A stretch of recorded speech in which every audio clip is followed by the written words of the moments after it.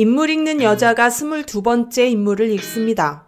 오늘의 인물은 성격의 심리학 아버지라 불리는 고든 월러드 올포트입니다. 오늘의 영상은 위키백과 심리학사전 사이트 원더풀 마인드에서 발췌한 내용들로 구성되어 있습니다. 고든 월러드 올포트는 미국의 사회심리학자입니다.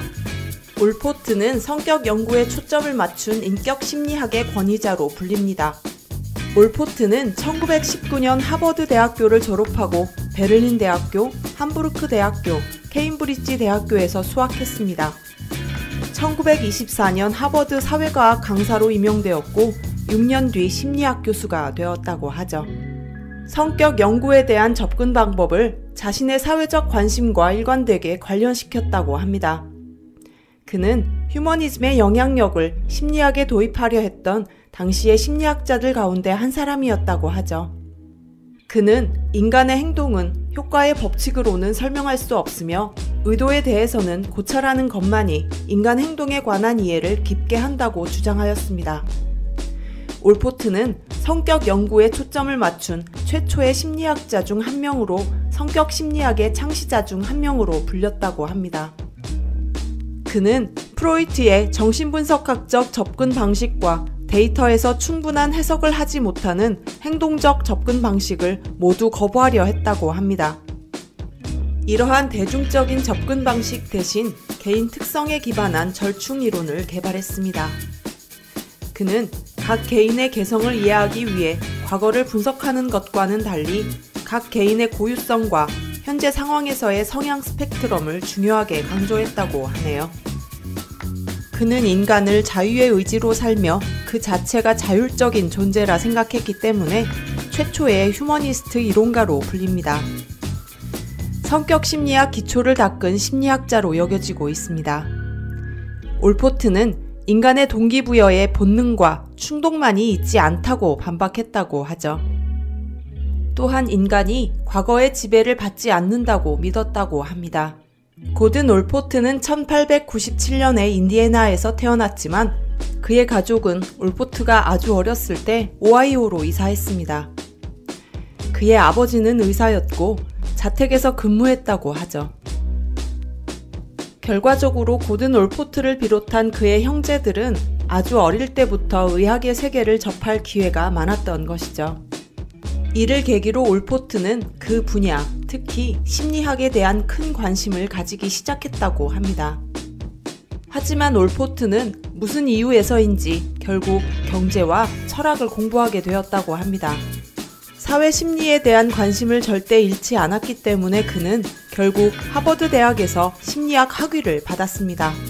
훗날 그는 빈으로 여행을 갔습니다. 여행 동안 그는 지그문트 프로이트를 만났기 때문에 이는 그의 생애에서 가장 중요한 순간 중 하나였다고 하죠.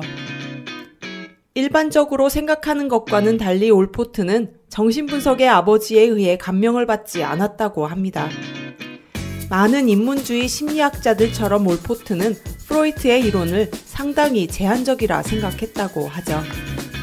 미국으로 돌아온 후 올포트는 심리학 교수로 일하기 시작했으며 하버드 대학에 취직했고 평생을 거기서 일했다고 합니다. 하버드에 있는 동안 그는 수많은 심리학위원회에 가입했고 혁신적인 강의를 했다고 전해집니다.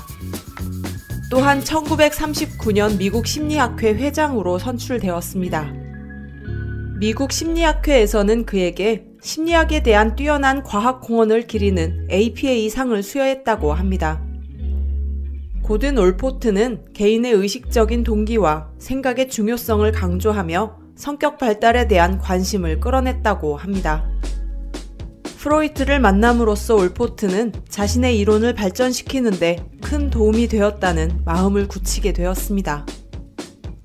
올포트는 모든 개인의 행동과 생각이 인생 전체의 산물이라고 강조했다고 합니다. 즉 개인의 사상은 과거와 현실의 결실이라는 것입니다. 올포트는 하버드 대학에서 학제간 운동을 장려했고 이로 인해 학교는 사회과학부를 창설하게 되었다고 하죠. 올포트는 건강한 성격을 성숙된 성격이라고 보았으며 성숙된 성격을 지닌 사람들은 다음 7가지 경향성을 지닌다고 했습니다. 첫 번째, 자아의식을 확대해 간다. 두 번째, 타인들과 따뜻한 관계를 유지한다. 세 번째, 정서적으로 안정성을 갖는다. 네 번째, 현실을 있는 그대로 지각한다.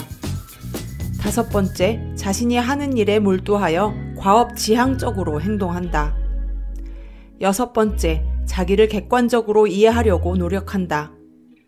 일곱 번째, 통일된 인생 철학을 갖는다. 즉, 건강한 성격을 지닌 사람은 미래지향적으로 원대한 목표를 달성하고자 하는 성취와 동기를 가지고 있으며 이러한 동기의 실현을 위해 일관성 있게 자기 노력을 한다는 것입니다. 올포트에 따르면 개인의 성격 특질은 어린 시절의 경험, 현재의 환경, 그리고 그들 사이의 상호작용 때문에 영향을 받는다는 것을 확인했습니다. 올포트는 자신의 자전적 저서인 성격의 패턴과 성장에서 프로이트를 방문한 이야기를 들려주었습니다. 프로이트와 처음 만나는 자리에서 서먹한 분위기를 깨기 위해 올포트는 빈으로 가는 기차에서 더러워지는 것을 두려워하는 아이를 만났습니다. 라고 말했습니다. 소녀는 어머니의 안심 어린 말에도 불구하고 더러운 사람 옆에 앉기를 거부했다고 하죠. 올포트는 아이가 아주 깨끗하고 누가 봐도 우세한 어머니로부터의 공포증을 배웠을 것이라고 말했습니다. 프로이트는 올포트를 잠시 살펴보고 나서 물었습니다. 그 꼬마가 당신이었나요? 올포트는 관찰된 상호작용의 작은 부분이지만 자신의 어린 시절의 무의식적인 에피소드로 축소하려는 프로이트의 시도를 경험하게 됩니다. 그리고 프로이트가 정신분석은 가장 중요하고 의식적이며 즉각적인 경험의 측면을 우회하면서 과거와 무의식적인 마음을 더 깊이 파고들고자 한다는 것을 상기시켜주는 느낌을 받았다고 하네요.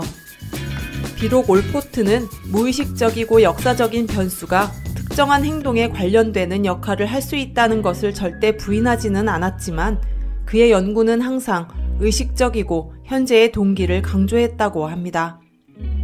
1936년 올포트는 하나의 영어사전에는 서로 다른 성격 특질을 설명하는 4,000개 이상의 단어가 포함되어 있다는 것을 발견하게 됩니다.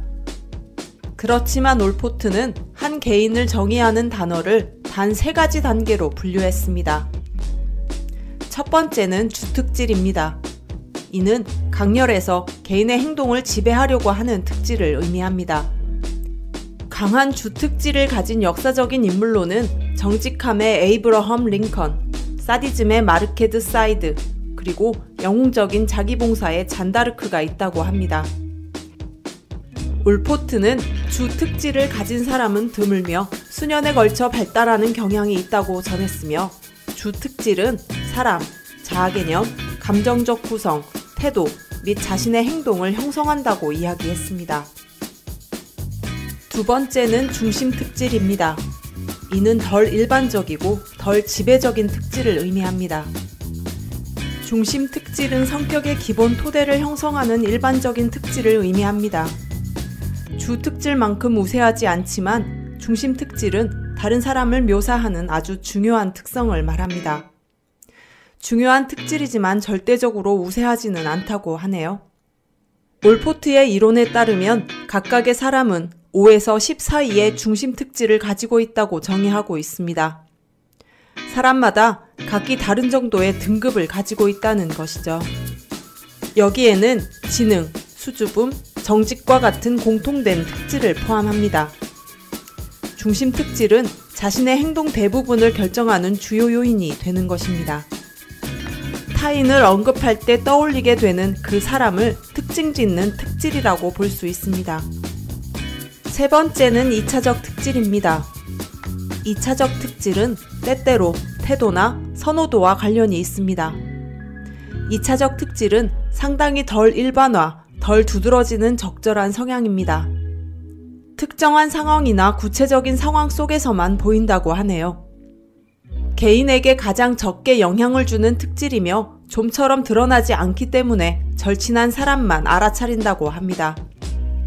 이러한 2차적 특질은 좀 더 좁은 범위의 동등한 촉발제에 의해 자극받고 특정한 상황에서 나타나기 때문에 감지하기 어렵다고 이야기하고 있습니다.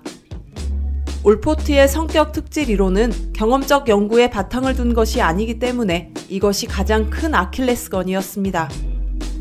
사실 올포트는 자신의 이론을 뒷받침하기 위한 연구를 거의 발표하지 않았다고 합니다. 그러나 첫 출판물에서 그의 형인 사회심리학자 플로이드 올포트와 함께 55명의 남자 대학생의 중심 특질을 연구하게 됩니다. 연구 후 그들은 대부분 개인의 특질은 측정할 수 있다는 결론을 지었고, 이 연구의 주요 목적은 성격 척도를 개발하는 것이었습니다. 또 다른 올포트의 계획은 제니 고브 마스터슨이라는 여성의 일련의 편지를 분석하는 것이었습니다. 올포트는 제니가 지난 11년 동안 결혼한 부부에게 쓴 301통의 편지를 수집하고 분석했습니다. 36명의 사람은 그들이 식별할 수 있는 특질을 바탕으로 제니의 특징을 형성하도록 요청받았다고 합니다. 연구가 끝난 후 올포트는 특질이 독립적으로 움직이지는 않는다고 결론을 지었다고 하네요. 게다가 주어진 순간에 두 가지 특정한 특질 동기의 행동이 충돌할 수 있다는 것을 발견했습니다. 그럴 때 계층 구조는 한 가지 특질이 다른 특질을 강요하게 한다는 것이죠.